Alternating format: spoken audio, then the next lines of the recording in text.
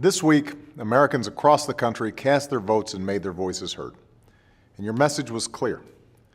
You're rightly frustrated with the pace of our economic recovery. So am I. You're fed up with partisan politics, and you want results. I do too. So I congratulate all this week's winners, Republicans, Democrats, and Independents. But now, the campaign season is over.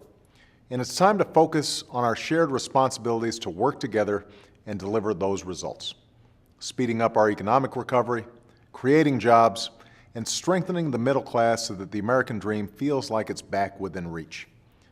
That's why I've asked to sit down soon with leaders of both parties so that we can have an extended discussion about what we can do together to move this country forward. And over the next few weeks, we're going to have a chance to work together in the brief upcoming session of Congress. Here's why this lame duck session is so important.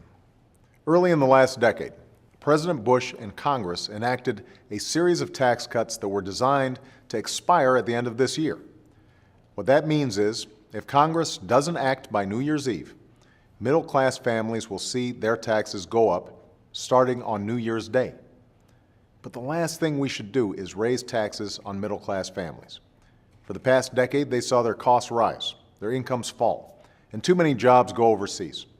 They're the ones bearing the brunt of the recession. They're the ones having trouble making ends meet. They're the ones who need relief right now. So something's got to be done, and I believe there's room for us to compromise and get it done together.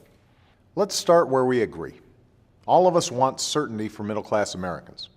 None of us want them to wake up on January 1st with a higher tax bill. And that's why I believe we should permanently extend the Bush tax cuts for all families making less than $250,000 a year. That's 98% of the American people. We also agree on the need to start cutting spending and bringing down our deficit. That's going to require everyone to make some tough choices. In fact, if Congress were to implement my proposal to freeze non-security discretionary spending for 3 years, it would bring this spending down to its lowest level as a share of the economy in 50 years. But at a time when we're going to ask folks across the board to make such difficult sacrifices, I don't see how we can afford to borrow an additional $700 billion from other countries to make all the Bush tax cuts permanent, even for the wealthiest 2% of Americans. We'd be digging ourselves into an even deeper fiscal hole and passing the burden on to our children. I recognize that both parties are going to have to work together and compromise to get something done here. But I want to make my priorities clear from the start. 1, middle-class families need permanent tax relief. And 2, I believe we can't afford to borrow and spend another $700 billion on permanent tax cuts for millionaires and billionaires. There are new public servants in Washington, but we still face the same challenges. And you made it clear that it's time for results. This is a great opportunity to show everyone that we got the message and that we're willing, in this post-election season, to come together and do what's best for the country we all love. Thanks.